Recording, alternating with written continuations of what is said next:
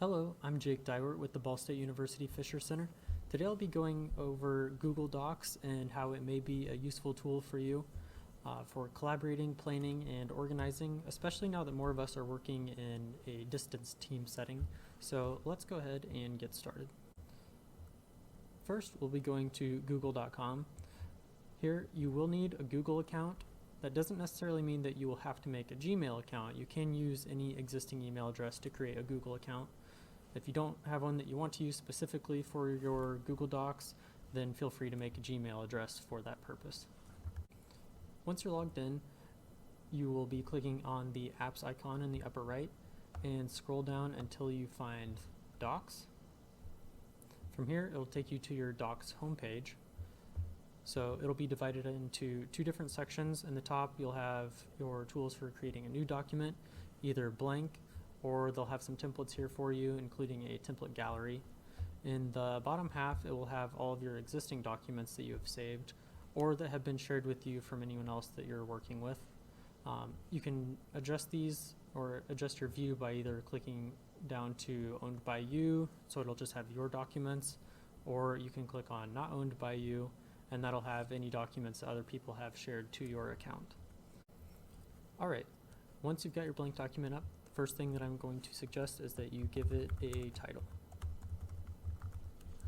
The reason for this is if you forget about that and don't give it a title, your Docs homepage is just going to be this big long list of untitled documents, only separated by date, and very quickly it will become pretty challenging to find the work that you're looking for and differentiate between them in any way. So once you've given it a title, most of these tools, if you're not used to Google Docs, the tools should still seem pretty familiar if you're used to any other word processing software. So since we're mainly looking at collaboration tools today, I won't touch too much on any of the formatting or anything like that. So first, let's look at the share button. Once you click share, from here you can either choose people from your Google contacts or type in email addresses of people that you want to specifically share it with.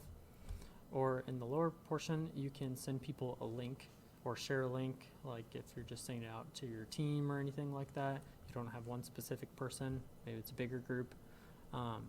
You can, right now it'll be restricted by default, but you can change that to anyone with the link can get access. Got it.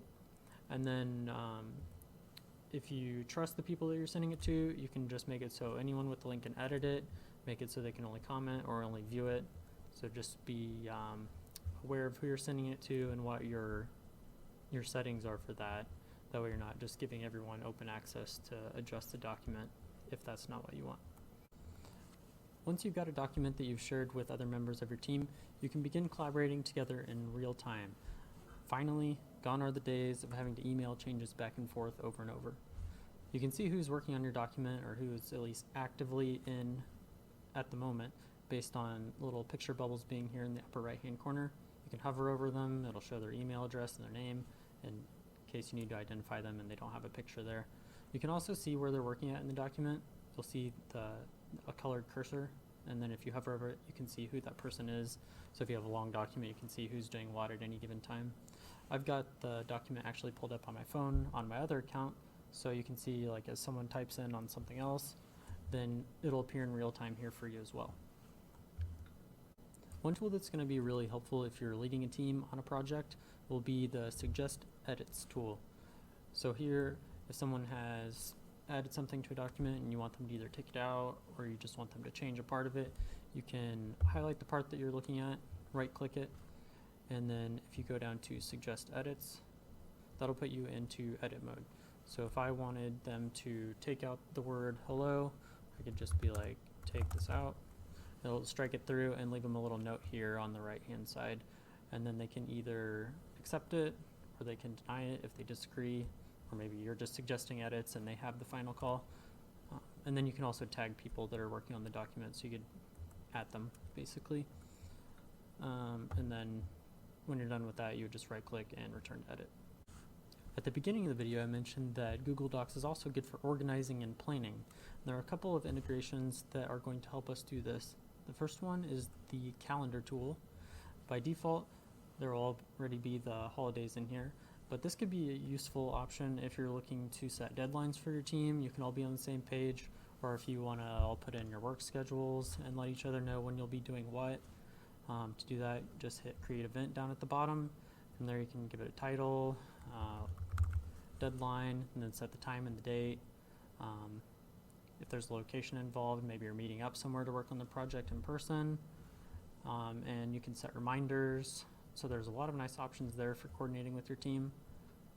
Just discard that. Second tool that I wanted to talk about real quick here is the tasks. You'll click on this little pencil icon. Here you can add tasks. Let's say you want someone to add in a proposal section into your document, and then you can customize it. Let's say you want Joe to do this part, and then you can add a time and date if there's a specific deadline that you want to set for that specific task, and then you can even add subtasks if there are multiple components to whatever you're working on. So you can get pretty detailed there, and then as soon as someone finishes, they can just mark it complete. Gives you a nice little burst animation there. Collaboration tools aside, also don't forget about security. Maybe someone has changed roles in the team, or maybe they're just done with their portion and you don't want them to have edit access anymore. It's always easy to change their access. You just go to share, and then you can click on their access level, and then you can take them out completely by hitting remove, or maybe you still want them to be able to see the document but just not edit it. You could take them down to viewer. So that's pretty simple. That'll about do it for today though. I do want to keep these videos kind of short just so they're a little more easily accessible for you. If there's any topics or softwares or technology or anything you'd like to see me cover in the future, please let me know in the comments. Thanks.